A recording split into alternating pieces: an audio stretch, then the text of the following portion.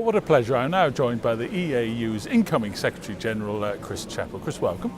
Thank you very much. Thank you very much for taking time to talk to us. It's a great pleasure to speak to you. So, congratulations. Thank you. So, what's top of your list of agenda coming in? Well, the first thing I want to do is to get acquainted with what actually is going on in the association. I've got a very good idea, having worked in the association now for many years. And my role really is now to build on the foundations of the past, the strong developments in recent years relating to the high quality of science and education and of course our guidelines. And then based on that to take things further forward, working with my colleagues on the various boards of the association, of course with my fellow urologists. An organisation like this is clearly made up of its members, isn't it? And that's where the strength lies. Yes, I mean, certainly the strength of the association lies on the strong support that we have from the national societies within Europe. That is our bedrock. But also we get very strong support from colleagues internationally, and we're working very closely with our colleagues across the globe. And that's certainly a huge area for us to further develop. One of the great strengths, again, that comes through this meeting is the quality of the research that's being talked about. I'm sure that's something else you're looking to take forward. Undoubtedly. I mean, research is the way forward.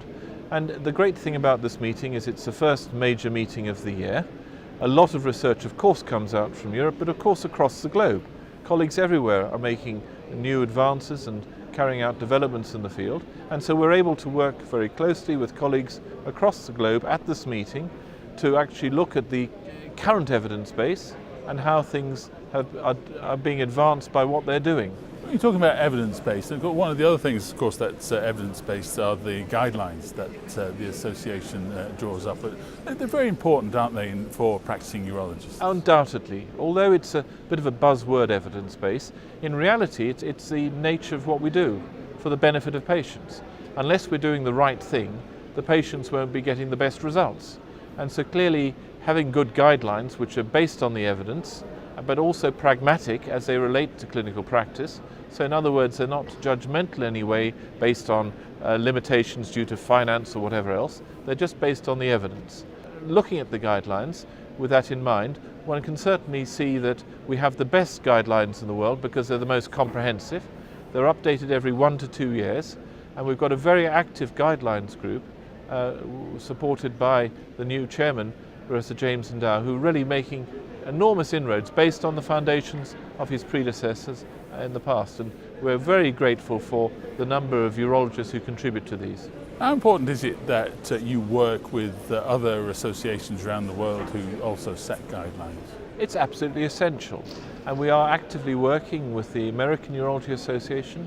We're in discussion with the Society International of Urology, and of course we're working with the national associations, and indeed more than 40 national associations have accredited our guidelines to date.